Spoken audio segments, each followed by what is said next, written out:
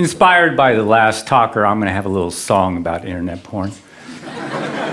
No, just kidding.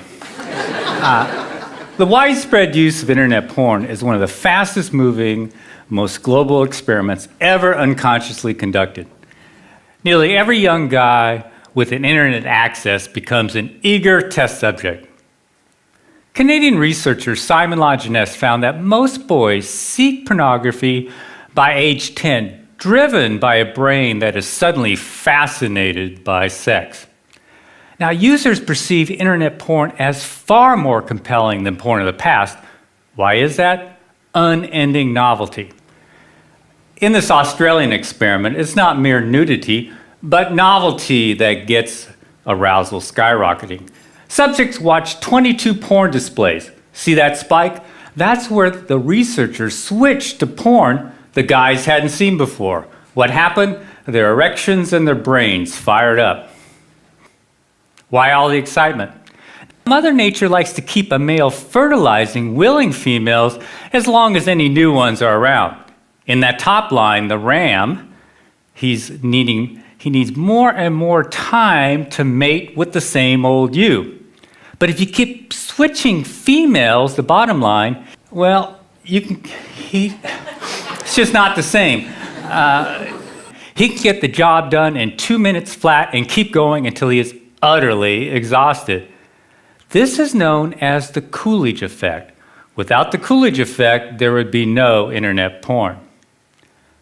This old mammalian program, the Coolidge effect, perceives each novel female on a guy's screen as a genetic opportunity. To keep a guy fertilizing the screen, his brain releases the go-get-it neurochemical dopamine for each novel mate or image. Eventually, the ram will tire, but as long as the guy can keep clicking, he can keep going, and so will his dopamine. With internet porn, a guy can see more hot babes in 10 minutes than his ancestors could see in several lifetimes. The problem is he has a hunter-gatherer brain. A heavy user's brain rewires itself to this genetic bonanza, so his brain becomes associated with this porn harem.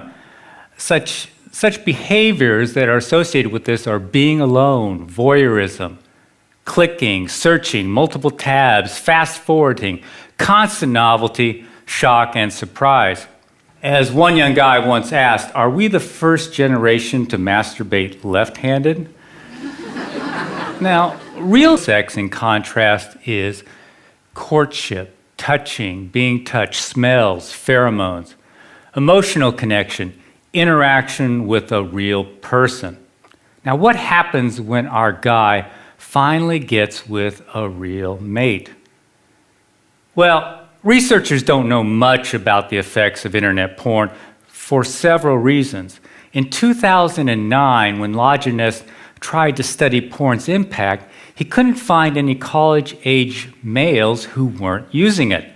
So the first serious dilemma is that studies have no control groups. Now, this creates a huge blind spot. Imagine if all guys started smoking at age 10 and there were no groups that didn't. We would think that lung cancer is normal for all guys. Undaunted by his lack of non-users, Lajeunesse asked 20 male students, is internet porn affecting you or your attitudes towards women? Their answer, nah, I don't think so. But they've been using it for about a decade then, pretty much nonstop. This is like asking a fish what it thinks about water. Which brings us to a second problem. Now, researchers haven't asked porn users about the symptoms Zimbardo described in The Demise of Guys. Arousal addiction symptoms are easily mistaken for such things as ADHD, social anxiety, depression, concentration problems, performance anxiety, OCD, and a host of others. Now, healthcare providers often assume that these conditions are primary, perhaps the cause of addiction, but never really the result of an addiction. As a consequence, they often medicate these guys without really inquiring about if they have an internet addiction. So guys never realized that they could overcome these symptoms simply by changing their behavior. Now, the third problem is it's hard to believe that sexual activity can cause addiction because sex is healthy. But internet porn is not sex. Internet porn is as different from real sex as today's video games are from checkers. Watching a screen full of naked body parts won't automatically protect one from arousal addiction. In this Dutch study, here's the title, they found that, in fact, of all activities on the internet, porn has the most potential to become addictive. Here's why. This ancient program, the reward circuit, evolved to drive us towards natural rewards, such as sex, bonding, and food. As a consequence, extreme versions of natural rewards have a unique ability to capture us. For example, high-calorie foods or hot, novel babes give us extra dopamine. Too much dopamine, though, can override our natural satiation mechanisms. For example, give rats unlimited access to junk food, and almost all of them will binge to obesity. This is also why 4 out of 5 Americans are overweight and about half of those are obese. That is, addicted to food. Now, in contrast to natural rewards, drugs such as cocaine or alcohol only hook about 10% of users, whether they are rats or humans. This binge mechanism for food or sex was once an evolutionary advantage. In essence, it is getting it while the getting is good. Now, you can think of wolves packing away 20 pounds of meat per kill, or it's mating season and you're the alpha male. What if mating season never ends? All those hits of dopamine can tell your brain to do 2 things. First, they say, man, you have hit the evolutionary jackpot.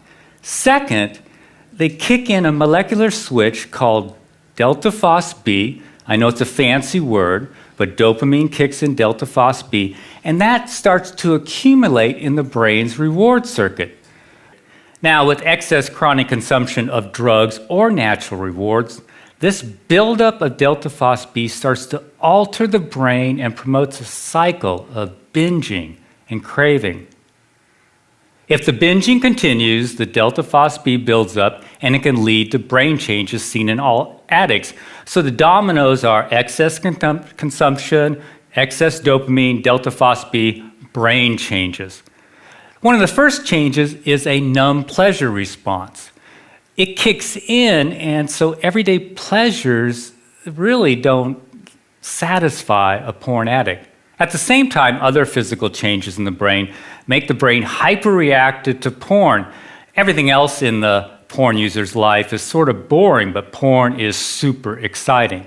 Finally, his willpower erodes as his frontal cortex changes. I can't emphasize this enough. All addictions share these same brain changes and the same molecular switch that kicks them in, delta phos-B. Now, scientists have used brain scans to measure these changes in drug addicts. Up here, these scans show a reduced pleasure response in drug addicts.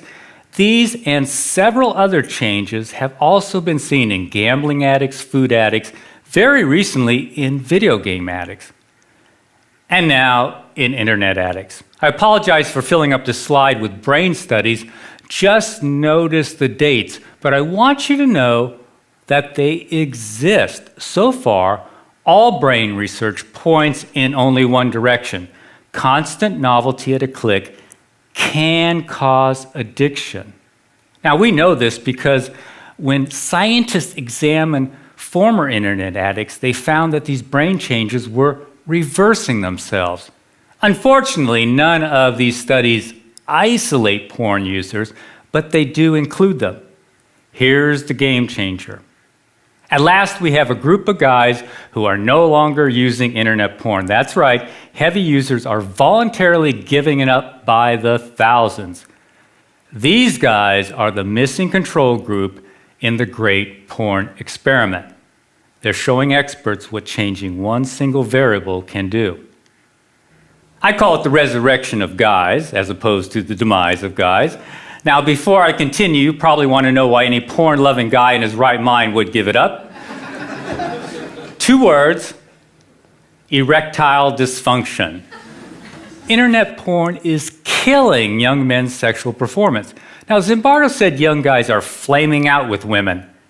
This survey by Italian neurologists confirms what we have witnessed over the last few years.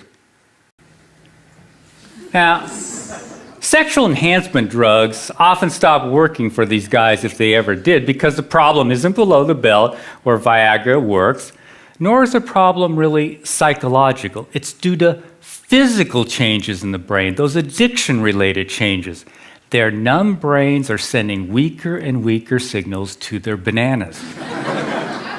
As Dr. Foresta says, it starts with lower reactions to porn sites, then there is a general drop in libido, and in the end, it becomes impossible to get an erection. There are 3 takeaways from this. First, Foresta is describing a classic addiction process, gradual desensitization. Second, internet porn is qualitatively different from Playboy. Widespread youthful ED has never been seen before. And finally, ED is often the only symptom that gets these guys' attention. The question is, what less obvious symptoms are they missing? Most don't figure that out until after they quit. Here's a guy in his late 20s. I've been to psychologists and psychiatrists for the last 8 years, have been diagnosed with depression, severe social anxiety, severe memory impairment, and a few others. Have tried Effexor, Ritalin, Xanax, Paxil, dropped out of 2 different colleges, been fired twice, used pot to calm my social anxiety. I've been approached by quite a few women, I guess due to my looks and status, but they quickly flew away due to my incredible weirdness. I've been a hardcore porn addict since age 14. For the last 2 years, I've been experimenting and finally realized that porn was an issue. I stopped it completely 2 months ago. It has been very difficult, but so far, incredibly worth it. I've since quit my remaining medication. My anxiety is non-existent. My memory and focus are sharper than they've ever been. I feel like a huge chick magnet, and my ED is gone too. I seriously think I had a rebirth, a second chance at life. This is why pockets of guys are appearing all over the web, bodybuilding sites, sports sites, pickup artist sites, wherever men congregate. In essence, they are seeking a neurochemical rebirth. Here's a group on Reddit.com who call themselves Fapsternauts. Fapping is slang for solo sex, but what they really mean is giving up porn. They've added about 2,000 members since I captured this picture a month ago. This movement to unhook from porn is growing rapidly. In fact, groups are springing up all across the web and in Europe too. But there is a bizarre fly in the ointment. Guys in their early 20s aren't regaining their erectile health as quickly as older guys. How can a 50-year-old get his mojo back quicker than a 20-something? The answer, even though older guys have been using porn a whole lot longer, they didn't start on today's internet porn. Now, we know this is a key variable because the older guys didn't start having sexual problems until after they got high-speed internet. Now, today's young teens start on high-speed internet when their brains are at their peak of dopamine production and neuroplasticity. This is also when they are most vulnerable to addiction, but there's another risk. By adulthood, teens strengthen heavily used circuits and prune back unused ones.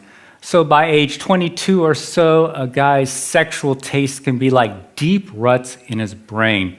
This can cause panic if a guy has escalated to extreme porn or porn that no longer matches his sexual orientation. Fortunately, brains are plastic, so his taste can revert once he quits porn. As the guy returns to normal sensitivity, his brain looks around for the rewards it evolved to seek, such as friendly interaction and, of course, real mates. Here's one more example of what we hear every day. I feel like the next Sir Isaac Newton or Leonardo da Vinci.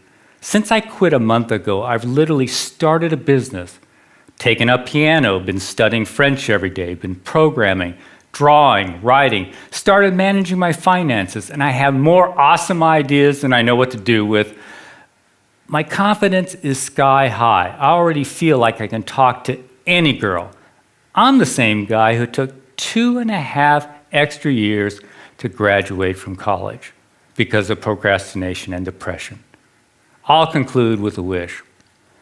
I'd like to see some Bardo's guys who are wiping out and their caregivers and the experts listen to the thousands of men who are teaching us about arousal addiction by escaping it. Thanks for listening.